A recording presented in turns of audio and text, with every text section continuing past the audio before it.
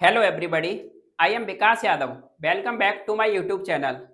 आज एक फ्रेज की हेल्प से मैं आपको यहाँ पर हिंदी से इंग्लिश में कैसे कन्वर्ट करते हैं और साथ ही साथ अपनी वोकैब को रिच कैसे बनाती है, यहाँ पर आपको कुछ यूनिक तरीके बताए जाएंगे। चलो देखते हैं। तो आपको ये बोर्ड पर दिख रहा होगा, पहले से ही हम ऑलरेडी लिख के लाए हैं जिससे हमारा लिखने में ज़्यादा समय वेस्ट नहीं हो। जैसे आप देख पा रहे होगे, to get to know something, जिसका मतलब क्या होता है, किसी चीज का पता लगाना। अब कहीं पर तुम किसी चीज का जब पता लगाते हो तो उसके लिए एक हमारे पास ये फ्रेज है, और इसका मतलब यहाँ पर दूसरा है to gain insight into something. दोनों क्या है, एक ही बात को बताते हैं, किसी चीज का पता लगाना। अब एक तो तरीका ये है कि मोस्टली जो टीचर लोग कराते हैं और बच्चे भी मोस्टली कर ही रहे हैं इसी तरह से, क्या जो हमारे रटने वाला जो तरीका है, अभी क्या है, हमें अपनी साइकोलॉजी को चेंज करना है, कुछ नया सीखना है। आप एक वर्ड को याद करो और उस एक वर्ड को यूज करके देखो।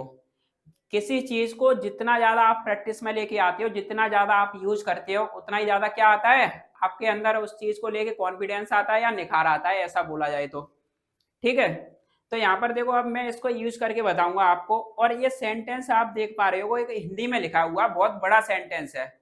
कुछ लोग तो इसको देख के डर जाएंगे कि इतने बड़े सेंटेंस को हम कैसे इंग्लिश में कन्वर्ट करें।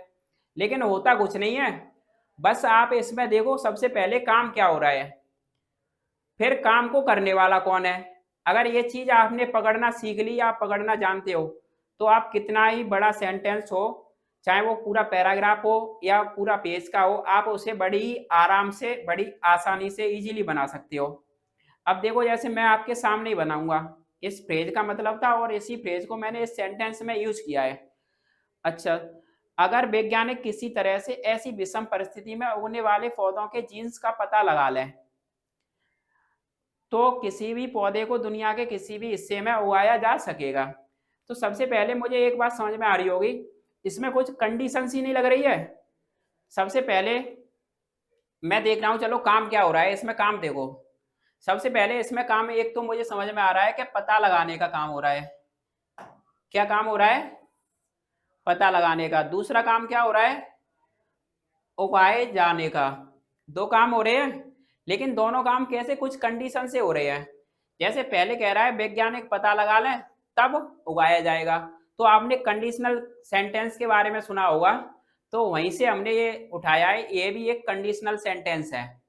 अगर ऐसा हो जाए तो ऐसा हो जाएगा, कह देते नहीं, अगर बारिश हो जाएगी तो छुट्टी हो जाएगी। ऐसे ही तो देखो, अब कंडीशनल का स्ट्रक्चर क्या रहता है वो मैं आपको बताता हूँ यहाँ पर। जैसे आपने देखा होगा, इफ दिस हैपन, ऐसा हो जाए, if this happens then that might या मे या बिल। हम देखो यहाँ पर माइट में बिल, तीनों में से किसी एक को लगा सकते हैं, हैपन। ये कह रहा है अगर ऐसा होता है तो ऐसा हो जाएगा। ठीक है। ये यहाँ पर ऐसे ही इसी सेंटेंस में देखो, फर्स्ट और सेकंड दोनों कंडीशनल का हम यूज कर सकते हैं, यहाँ पर दोनों कंडीशन लग सकती हैं। फर्स्ट कंडीशन हमें बताती है सिर्फ एक्सट्रीम पॉसिबिलिटी को, और सेकंड कंडीशनल क्या बता देती है, लो पॉसिबिलिटी को। तो हम दोनों में, दोनों कंडीशन यहाँ पर लग सकती हैं। तो मैं यहाँ पर फर्स्ट कंडीशनल यूज कर रहा हूँ। ठीक है। तो यहाँ पर आपको लिख रहा है, ये इफ से एक तो जोड़ के आया है, एक क्लॉज, तो एक फिर देन के बाद में आई है।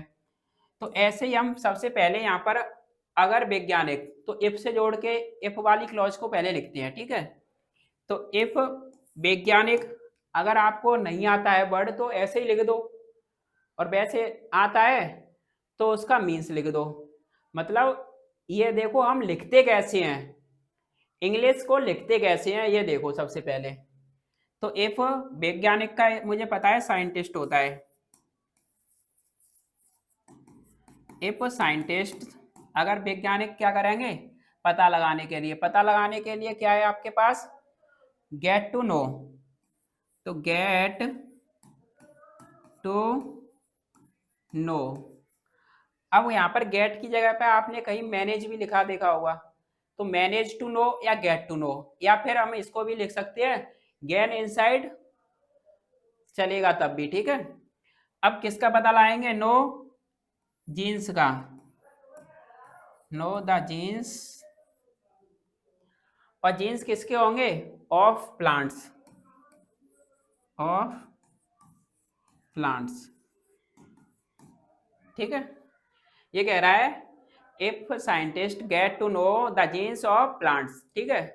अब आगे क्या है, देखो हमने इतना बना दिया वैज्ञानिक और यहाँ पर पता लगाने की। अब बीच में जो एडिशनल इंफॉर्मेशन है क्या है, इस तरह के पौधे इस ऐसी कंडीशन में, उसको हम लिख देते हैं एक एडिशनल इंफॉर्मेशन को अलग से, और या फिर हम कोई क्लॉज अलग से बनाते हैं, या फिर हम प्रपोजिशन, या आपने देखा होगा पार्टिसिपल की हेल्प से भी जोड़ते हैं। तो ऐसे ही मैं यहाँ पर एक एडिशनल इंफॉर्मेशन को जोड़ रहा हूँ, जो उगने वाले पौधे हैं दैट ग्रो। अब वो ग्रो कहाँ होते हैं, ऐसी विषम परिस्थितियों में। अब ऐसी विषम परिस्थितियों के लिए क्या बोलेंगे, इन सच। अब विषम के लिए आपको पता है, एक तो होता है विषम है या आपके प्रतिकूल है, तो एडवर्स या हार्श। तो सच हार्श या फिर एडवर्स, और परिस्थिति की सरकमटेंसेस बोलो या फिर कंडीशन,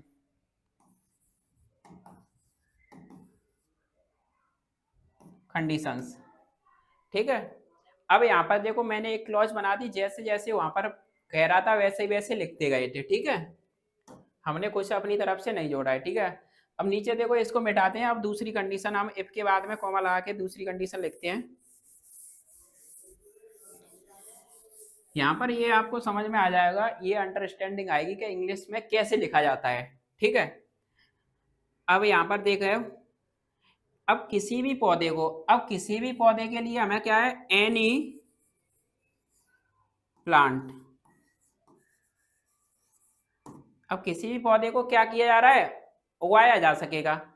अब आपको एक बात और समझ में आ रही होगी कि पौधा कोई काम नहीं कर रहा है, यहाँ पर जो सब्जेक्ट है डूअर है उस पर काम हो रहा है, उसको उगाया जा रहा है। जब ऐसी कंडीशन बनती है तो वो सेंटेंस पैसिव कहलाते हैं। क्या कहलाते हैं, पैसिव कहे जाते हैं। पैसिव में सब्जेक्ट खुद काम नहीं कर रहा है, उसके ऊपर काम होता है। और पैसिव का स्ट्रक्चर क्या होता है, बी प्लस के वर्ब की थर्ड फॉर्म। तो हम यहाँ पर इसको पैसिव में बनाएंगे तो क्या करेंगे, कैन बी। अब उगाने के लिए हमारे पास एक वर्ड है कल्टीवेट, या फिर हमारे पास एक और वर्ड होता है ब्लॉसम, थ्राइव। ये सब क्या होते हैं, ग्रो, फलने फूलना या उगाया जाना, ये सब इसके सिनोनियम है। तो कैन बी कल्टीवेटेड,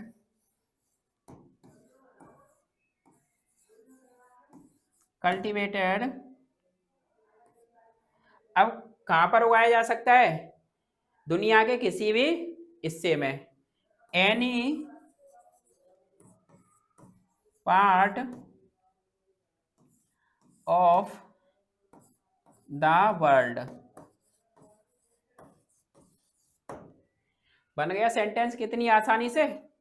तो आपको एक चीज तो समझ में आ गई होगी यहाँ पर कि मैंने स्टेप बाय स्टेप कैसे यहाँ पर काम क्या हो रहा है उसको लिया, फिर करने वाला कौन है उसको लिया था, और एक वर्ड है जो आपको जो मैंने बताया। अगर आप भी इसी तरह से एक सेंटेंस बना के एक वर्ड को याद करोगे तो मुझे नहीं लगता है कि आप बहुत ही लंबे समय के बाद भी इसको भूल पाओगे। तो आज आपको कुछ समझ में आया होगा यहाँ पर, मैं उम्मीद करता हूँ। और आज का सेशन यहीं पर हम रैप अप करते हैं।